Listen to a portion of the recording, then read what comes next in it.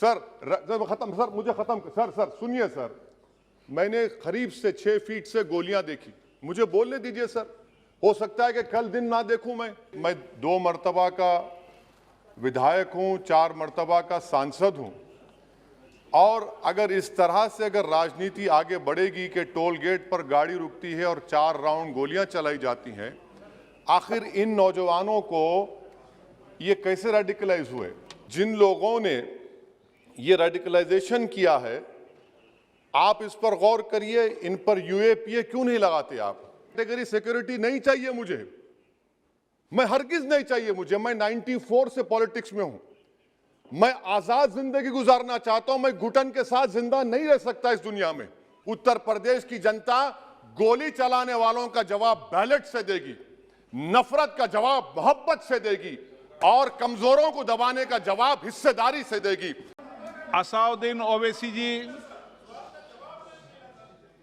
Speaker sir, आपका बेहद शुक्रिया कि कल शाम में आपने फ़ोन करके मेरी खैरियत और मुझसे दरियाफ़्त किया कि क्या हुआ, और आपने मुझे बताया कि आपने फ़ौरन पुलिस के आला अहदेदारों से बातचीत भी की। मैं आपका बेहद शुक्रिया अदा करता हूं कि आपने अपनी संवैधानिक जिम्मेदारी को एक रुकने पार्लिमान की जान पर जब कातिलाना हमला किया गया टोल गेट पर, आपने उस बात की। मैं आपका शुक्रिया अदा करता हूं। स्पीकर साहब, मैं मुख्तसर से यहाँ पर ये बात कहना चाहूँगा कि मुख्तलिफ सियासी पार्टियाँ मुख्तलिफ प्रदेश में इक़्तिदार पर हैं। ये बात आप तमाम को मैं गोशगुजार कर रहा हूँ कि आखिर ये कौन लोग हैं जो गोली पर भरोसा करते हैं, बैलेट पर नहीं करते? आखिर ये कौन लोग हैं जो इतना रेडिकलाइज हो चुके हैं कि इनको इस संविधान पर एतमाद नहीं रहा, उनको अंबेडकर के बनाए हुए संविधान के खिलाफ हैं, जो इतनी नफरत पैदा करते हैं? आखिर ये कौन लोग हैं? मैं इसको सियासी गुफ्तगू नहीं करूंगा, ये सबके लिए छोड़ रहा हूं, क्योंकि जहां तक मुझे मालूम कि मैं 2 मर्तबा का विधायक हूं, 4 मर्तबा का सांसद हूं, और अगर इस तरह से अगर राजनीति आगे बढ़ेगी कि टोल गेट पर गाड़ी रुकती है और 4 राउंड गोलियां चलाई जाती हैं, आखिर इन नौजवानों को ये कैसे रेडिकलाइज हुए?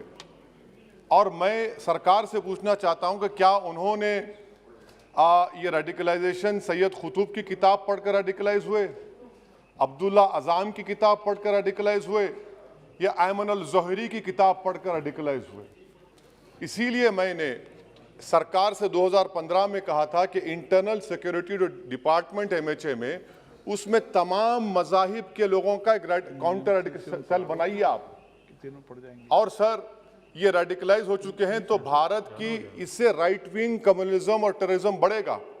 मैं आपसे अपील कर रहा हूं कि जो गलती NDA 1 में की थी, आप वही करने जा रहे हैं। आपको नुकसान होगा, आपकी सरकार को नुकसान होगा, देश को तो, देश की सालिमियत को खतरा तो पैदा हो रहा है। सर, मैं आपके जरिए से सरकार को यह भी बताना चाहूंगा कि जिन लोगों ने ये रेडिकलाइजेशन किया है, आप इस पर गौर करिए, इन पर यूएपीए क्यों नहीं लगाते आप? अगर कोई स्पीच देता है, अगर कोई फेसबुक पर किसी क्रिकेट मैच पर किसी टीम की तायीद करता है तो यूएपीए लगता है। एक सिटिंग MP के ऊपर यूएपीए नहीं लगेगा सर, मैं सरकार पर छोड़ता हूं। सर, चौथी बात यह है कि रेडिकलाइजेशन की जब बात होती है, हमने यहां पर एक कांग्रेस के बड़े नेता से सुना कि 2 भारत हैं दौलत के एतबार से। नहीं सर, भारत की दौलत मोहब्बत है, भारत की दौलत पैसों की दौलत नहीं है, भारत की दौलत मोहब्बत है। हां, 2 भारत हैं, एक मोहब्बत पर जो पिछले कई बरसों से आबाद है, और एक नफरत पर भारत बन रहा है। तो क्या आप दौलत की भारत की मिसाल देंगे या मोहब्बत की भारत की मिसाल देंगे? अगर मोहब्बत की भारत की मिसाल देंगे तो उसमें आपको मेरी जबान को रोकने के लिए गोली चलाने की जरूरत नहीं है। इस 2 भारत को समझने की जरूरत है। सर खत्म सर, मुझे खत्म सर सुनिए सर, मैंने करीब से 6 फीट से गोलियां देखी, मुझे बोलने दीजिए सर। हो सकता है कि कल दिन ना देखूं मैं, अगर मैं यहां पर नहीं बोलूंगा तो कहां बोलूंगा सर? आप मुझे प्लीज बोलने दीजिए। सर, मैं आपसे गुजारिश ये करना चाहूंगा कि आप हरिद्वार में, रायपुर में और इलाहाबाद प्रयागराज में मेरे बारे में क्या कहा गया। आपके नाईबी की रिपोर्ट है ना, आप क्यों छुपा रहे उसको?